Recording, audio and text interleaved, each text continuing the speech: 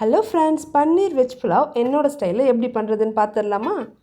நான் ஏற்கனவே பன்னீரை எடுத்து இந்த மாதிரி க்யூப்ஸாக கட் பண்ணி உப்பு, மஞ்சள் தூள், red chilli powder, garam masala இதெல்லாமே சேர்த்து நல்லா மேரினேட் பண்ணி எடுத்து வச்சுருக்கேன். அது எல்லாத்தையுமே ஒரு பேனில் கொஞ்சமாக எண்ணெய் விட்டு நான் மேரினேட் பண்ணி வச்சுருக்க பன்னீரை இந்த மாதிரி லைட்டாக ஷாலோ ஃப்ரை பண்ணிக்கிறேன். ஓவர் குக் ஆகிட வேண்டாம், ஒரு 3 மினிட்ஸ் மட்டும் குக் ஆனால் போதும். இதை எடுத்து ஓரமாக வச்சுட்டு இப்போ ஒரு குக்கரில் கொஞ்சமாக நெய் எண்ணெய் சேர்த்து காஞ்சதுக்கப்புறமா ஸ்பைசஸ் கொஞ்சமாக சேர்த்துக்கிறேன். கொஞ்சமாக முந்திரி பயிறு, 2 பச்சை மிளகாய். பாருங்கள், இப்போ இந்த ஸ்டேஜில் ஒரு பெரிய வெங்காயம் கட் பண்ணி வச்சுருக்கேன், அதையும் இது கூட சேர்த்து கொஞ்சம் லைட்டாக வதங்கினதுக்கப்புறமா ஒரு தக்காளி பழத்தையும் சேர்த்து நல்லா வதக்கிக்கிறேன். இதெல்லாம் வதங்கிறதுக்காக கொஞ்சமாக கல் உப்பு சேர்த்துக்கிறேன்.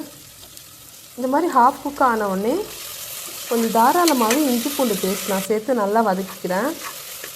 இதில் பச்சை வாசனை போனதுக்கப்புறமா மல்லி புதினா கொஞ்சம் ஒரு கை அளவு நான் எடுத்து கட் பண்ணி வச்சுருக்கேன், அதையும் இது கூட சேர்த்து நல்லா வதக்கிக்கிறேன்.